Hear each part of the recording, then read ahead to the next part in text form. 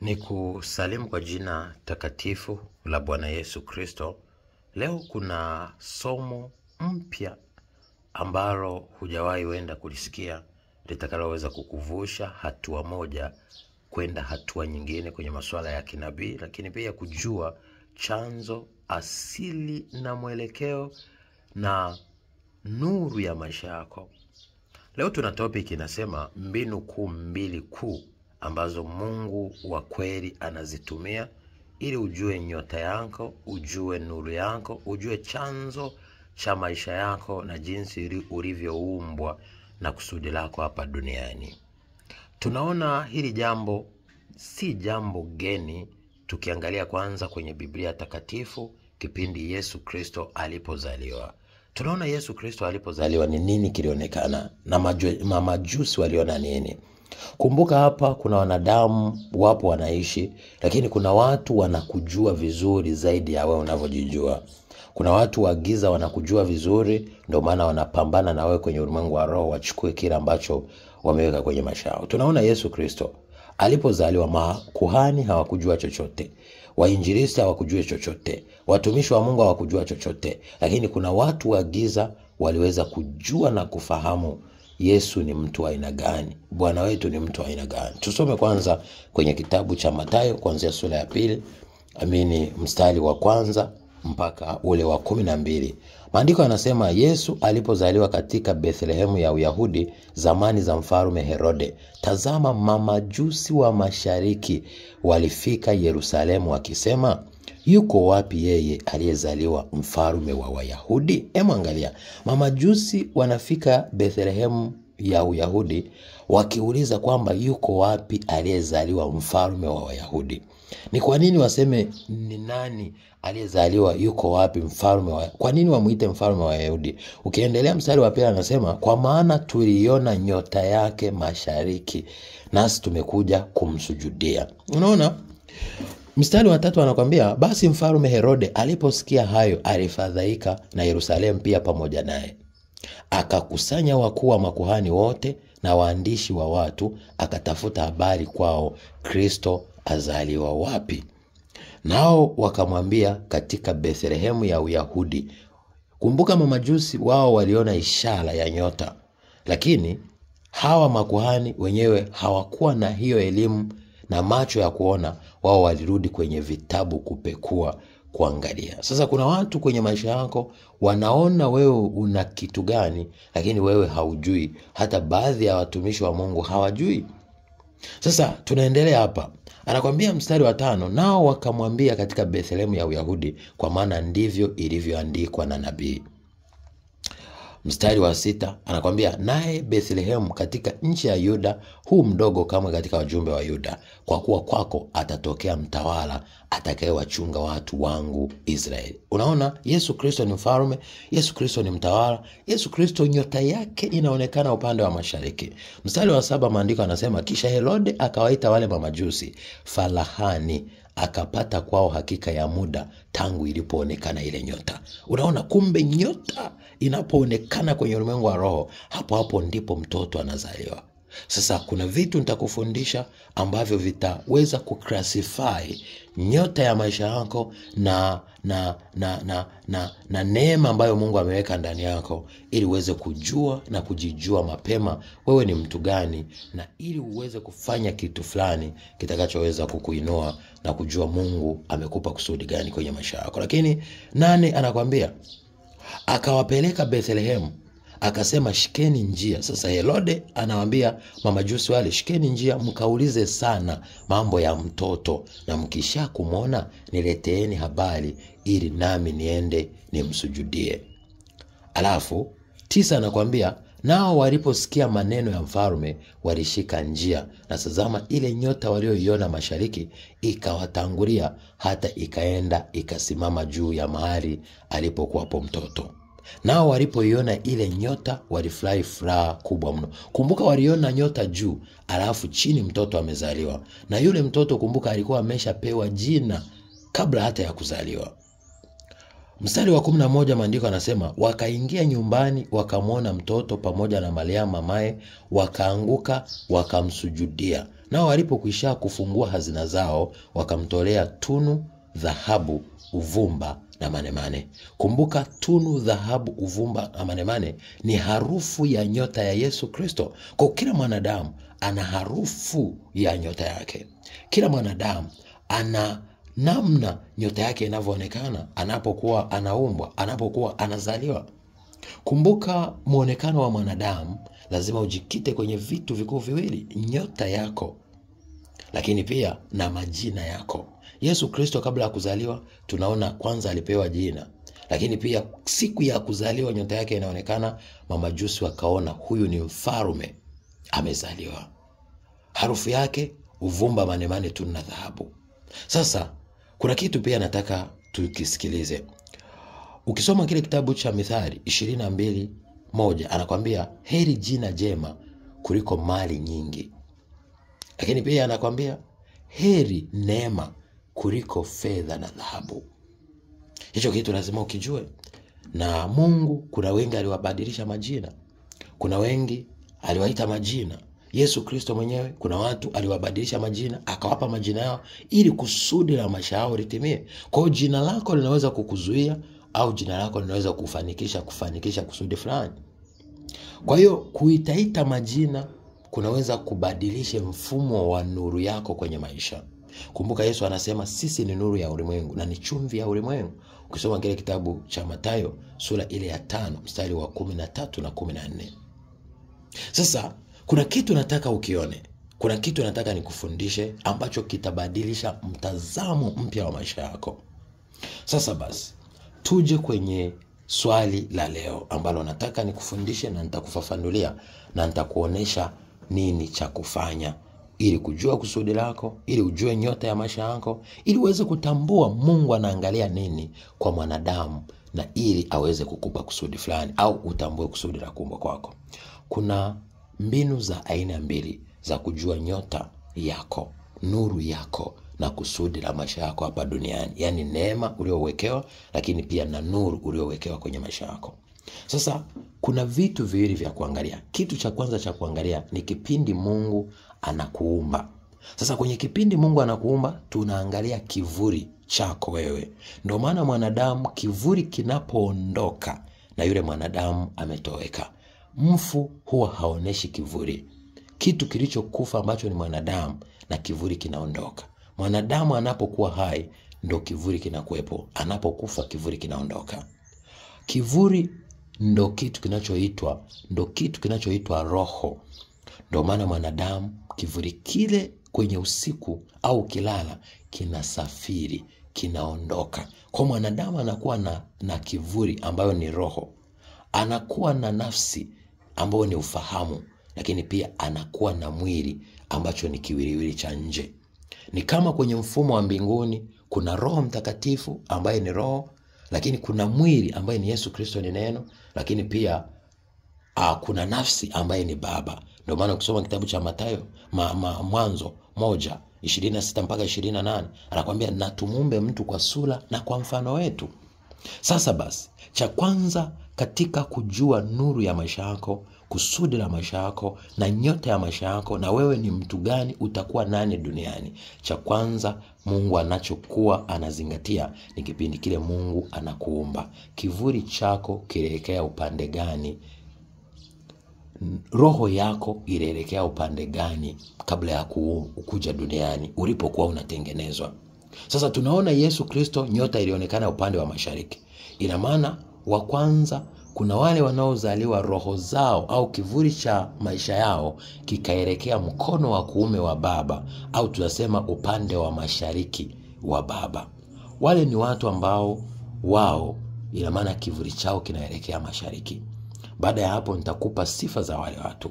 Lakini wale wa pili ni pale wanapozaliwa kivuli chao kinasimama kwenye equator, yani katikati, hakilali mkono wa kuume wa Baba wala wa kushoto, bali kinalala hapa katikati ya kifua. Ina maana hapo watu wale ni watu wa aina gani? Wale watu ni watu ambao wao wapo kwenye equator. Wao wapo katikati, hawapo mashariki, hawapo magharibi. Lakini aina ya tatu ni wale ambapo Mungu alipotengeneza roho zao zililalia, kivuli chao kililalia, au roho zao zililalia mkono wa kushoto wa Baba. Sasa wale waliolalia mkono wa kushoto tunasema walilalia upande wa magharibi ambapo jua linazama. Wale wa mashariki ni jua linachomoza. Wale wa katikati ni pale jua linapokuwa saa 6 katikati ya dunia. Lakini wale wa magharibi ni pale nuru inakuwa inazama, inaondoka. Sasa basi, kitu hapa cha kuangalia ni nini? Kitu cha kuangalia ni sifa za wale watu. Sifa za watu wa mashariki, wale ni watu ambao ni nyota duniani. Wale ni watu ambao Mungu amewaumba duniani na wako rohoni sana. Yaani kwamba watu wako rohoni. Watu wa rohoni ni watu wanaofanya vitu vyao kwa maneno. Yaani wamepewa nguvu katika vinywa vyao. Kama jinsi tunavyoona kwamba Yesu Kristo ni neno, lakini pia Mungu ni neno, Mungu ni roho. Ina maana maneno yao ni roho ya kuweza kuvuta nafsi za watu wengi, kwa sababu wana sifa na tabia za Yesu Kristo mwenyewe za kuweza kuvuta watu. Sasa wengine wanapozaliwa wakapewa vipawa, wanaweza kuvitumia kwa njia ya Mungu au wengine kwa njia ya shetani. Ni wangapi ambao wana vipawa lakini leo wanamwimbia shetani? Ni wangapi wana vipawa wanamwimbia Mungu? Ni wangapi wana vipawa ni manabii wa shetani, wengine ni manabii wa Mungu? Ni wapi wana vipawa leo wengine labda ni wavumbuzi wa masuala ya kimungu, wengine ni wavumbuzi na watafiti wa mambo ya kishetani? Kwa hiyo hapo ndipo tunapoangalia. Kwa hiyo wale waliozaliwa kivuli chao kikaelekea upande wa mashariki, wale ni watu ambao wanatembea katika nuru kama Yesu Kristo alivyofanya. Wale ni watu ambao asilimia kubwa wako rohoni. Ina maana wale wao wanadili na maneno. Wao ni watu ambao kwenye maisha yao wana karama na wana vipawa vikubwa.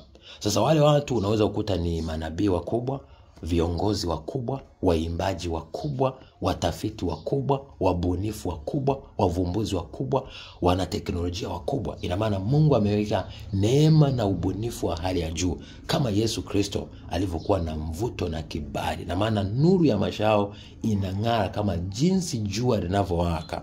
Kama ukisoma kile kitabu cha Ufunuo 22:16, anakuambia Yesu Kristo ni nyota ya asubuhi inayong'ara sana. Kwa watu waliozaliwa mashariki, asilimia kubwa sana wakiwa watumishi au wakiwa viongozi au wakiwa waimbaji, wakiwa focused, wakifocus, wanakuwa ni nyota wakubwa, kwa sababu hao watu ni watu wabunifu sana. Kwa hiyo asipojua kusudi la kuumbwa kwao mapema na akazingatia kipawa na karama Mungu alichoweka ndani yake, hao watu watakuwa wanafanya vitu vingi sana. Mwisho wa mwisho unakuta wanakuja kuondoka hawana kitu.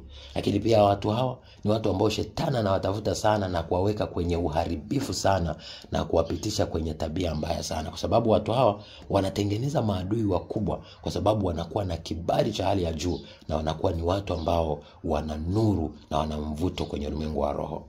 Sasa watu wa pili ni watu ambao kivuli chao au tuseme roho zao zilisimama katikati, si mashariki si magharibi.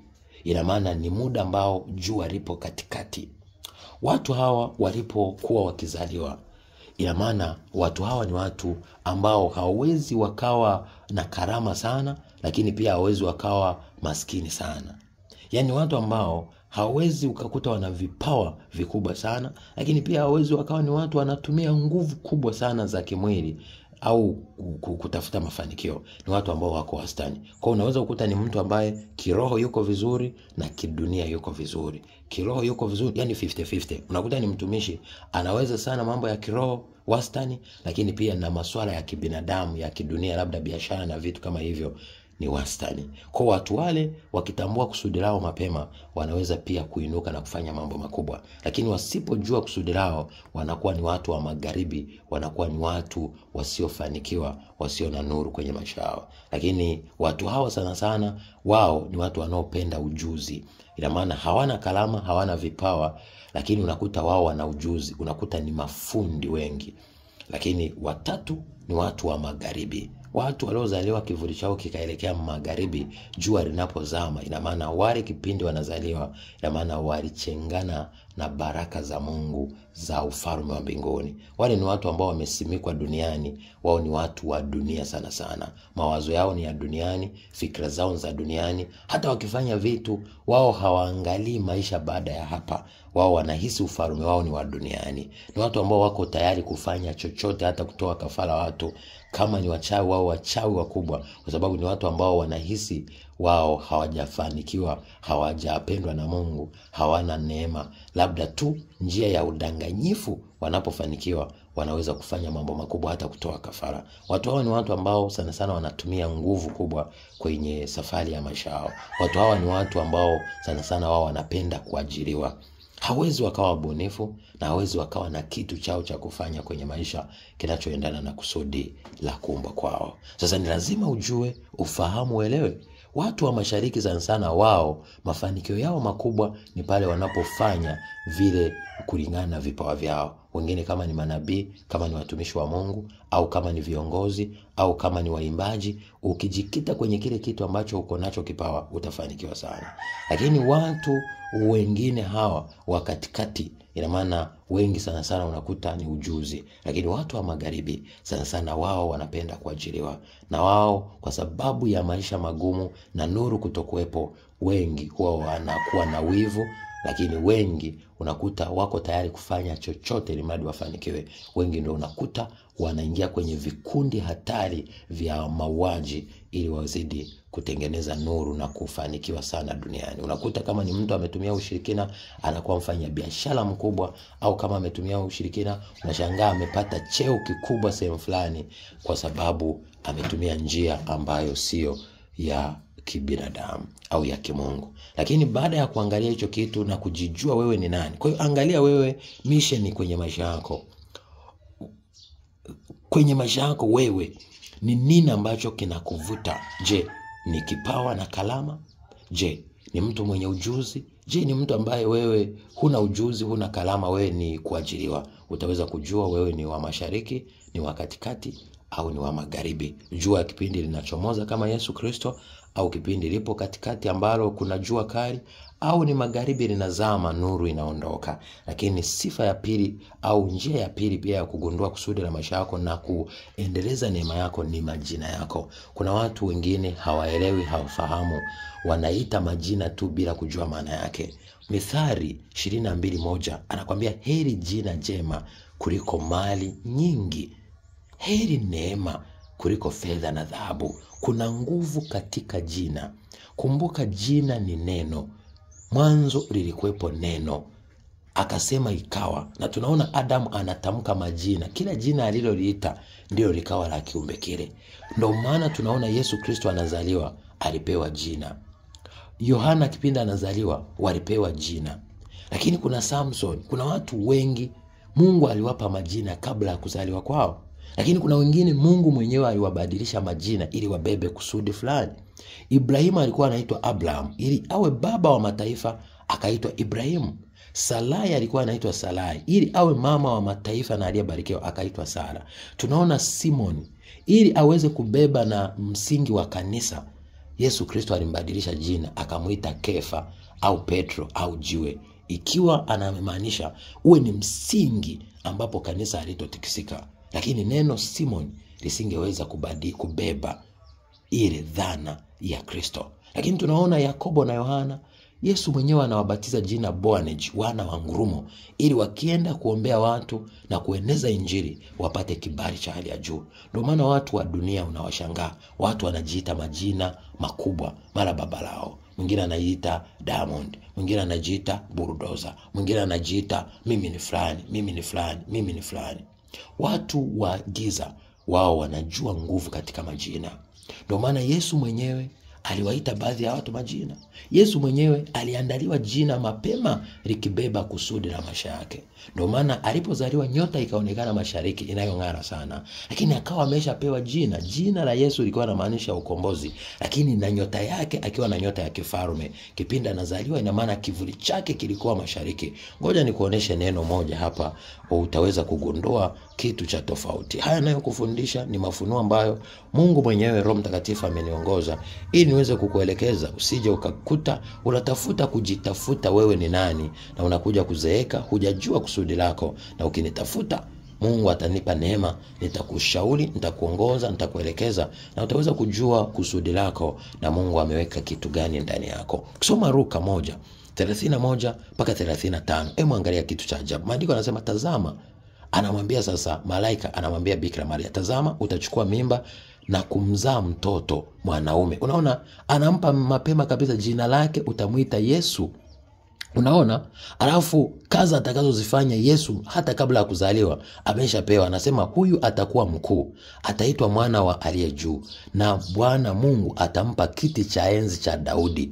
Unaona, mamajusi wanakuja kutabiri ufalme wake, lakini kumbe Mungu alikuwa ameshaonesha huyu ni mfalme baba yake. Unaona, 33 anasema atamiliki nyumba ya Yakobo hata milele, na ufalme wake utakuwa hauna mwisho. Mariamu akamwambia malaika, litakuwaje neno hili, maana sijui mme? Malaika akajibu akamwambia, Roho atakujia juu yake, nguvu zake aliye juu zitamfunika kama kivuli. Unaona, kuna kivuli. Kwa sababu hiyo, hicho kitakachozaliwa kitaitwa kitakatifu, yani mwana wa Mungu. Unaona, kivuli kinafunika yule mtu. Alafu na Roho Mtakatifu, roho ile inafunikwa na nguvu ya Mungu. Maana Mungu ni Mungu mwenye nguvu, ni jua, ni Mungu ambaye ni nuru. Yesu Kristo ni nuru. Kwa hiyo ina maana kwa sababu amezaliwa kwa nguvu ya Mungu, ina maana alikuwa anaongozwa na Roho Mtakatifu na kivuli cha Baba kikamfunika. Kwa hiyo aliyezaliwa akaitwa mtakatifu, yani mwana wa Mungu. Kwa hiyo katika unabii wa maisha yako na kujitambua wewe ni nani, angalia jina lako ni jina gani na limebeba kusudi gani. Ndio maana hata kabla ya kuzaa mtoto, jitahidi uandae jina mapema zuri la thamani ambalo lina nguvu ya Mungu, ili mtoto awe tayari kwenye ulimwengu wa roho anatengenezwa, kusudi lile liandaliwe ndani yake. Watu wengi wanakuja kuwaita majina watoto wameshazaliwa. Watu wengi wanakuja kuwaita majina mabaya watoto wao, wanawapoteza. Lakini pia ukiangalia nature ya maisha yako, je, wewe ni mtu mwenye kipawa? Je, ni mtu ambaye unaangalia ujuzi, umepata ujuzi tu una kipawa? Je, ni mtu ambaye wewe ni unaangalia kuajiriwa tu? Je, ni mtu ambaye una nuru unawaka? Ni mtu wa wastani au ni mtu ambaye una struggle kwenye maisha? Utaweza kugundua, na pia utaweza kujua ni nini Mungu ameweka ndani yako kila wakati ukiwa unaangalia kwenye ndoto. Kwenye ndoto Mungu atakuonesha pia, na hapo upitia hapo utaweza kusoma wewe ni nani. Kumbuka kuna namna nyingi na utabiri mwingi wa watu kupitia hata magazeti, kupitia hata mitandaoni, ya namna ya kuangalia nyota yako na thamani na nuru yako. Lakini asilimia kubwa ya mafundisho yale ni ya kishetani, ni ya uongo. Mara wewe leo, mara simba, mara nini. Huo wote ni udanganyifu. Mungu anachoangalia ni roho yako kipindi inazaliwa ilielekea upande gani, yani kivuli chako. Lakini pia anaangalia jina lako. Hayo mawili ndio yanayoleta unabii wa kuonesha wewe nyota yako na kusudi lako la kuhapa duniani ni lipi. Usiache kututafuta. Mungu amenipa neema ya kukufundisha masuala ya kinabii, lakini pia kukuongoza kujua, kuelewa na kujifahamu, ili uanze kutimiza kusudi la Mungu. Nawapenda. God bless you.